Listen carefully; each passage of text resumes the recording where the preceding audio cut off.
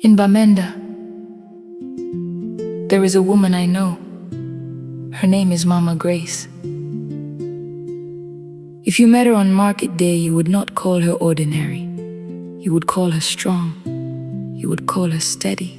You would call her the kind of woman who keeps a family moving even when her feet are tired.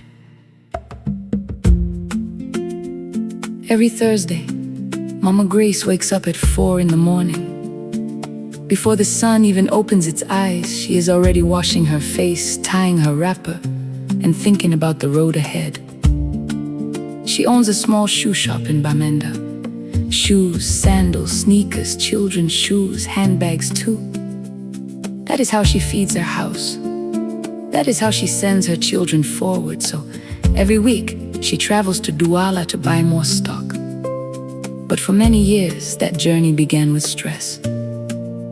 She would reach the bus agency before sunrise and still find people already there. Long lines everywhere. Tired faces, low voices.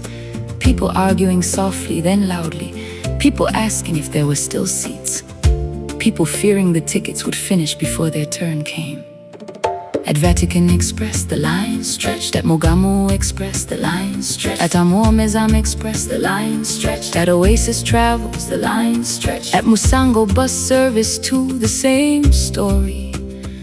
Because so many people were traveling and everybody was carrying the same fear in their chest. If I delay, I will lose my place. One Thursday, Mama Grace stood there for hours.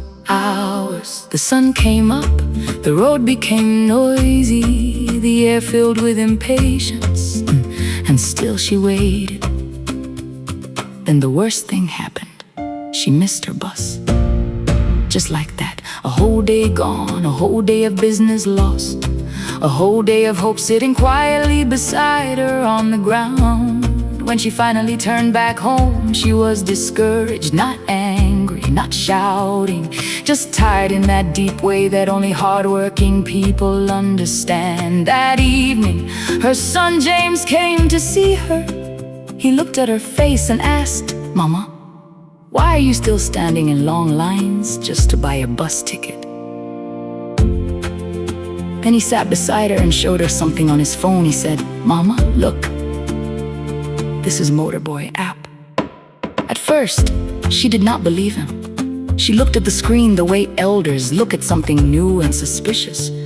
But James was patient. He showed her how to compare bus companies, how to choose a route, how to reserve a seat, how to book a ticket directly from her phone in just a few minutes.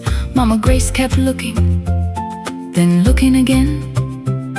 Then she said, "So people can really do this from home?"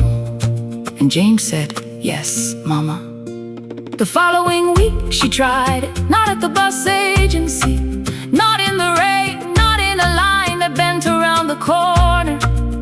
She sat at home with her phone in her hand and booked her ticket. No more standing in long lines at bus agencies. No more wasting money on extra trips just to buy a ticket. No more unnecessary stress. When the day came, she reached the departure point at the right time. She boarded her bus with confidence. She traveled comfortably to Douala. She bought more shoes, more sandals, more children's shoes, more handbags. And when she returned to Bamenda, she came back earlier than before. That change touched everything. She served more customers. She earned more money.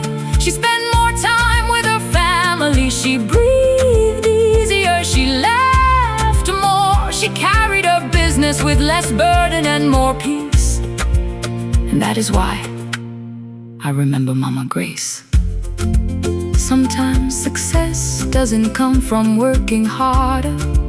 Sometimes it comes from working smarter. Motorboy app didn't just change Mama Grace's journey. It gave her back her time. And time is life's greatest gift.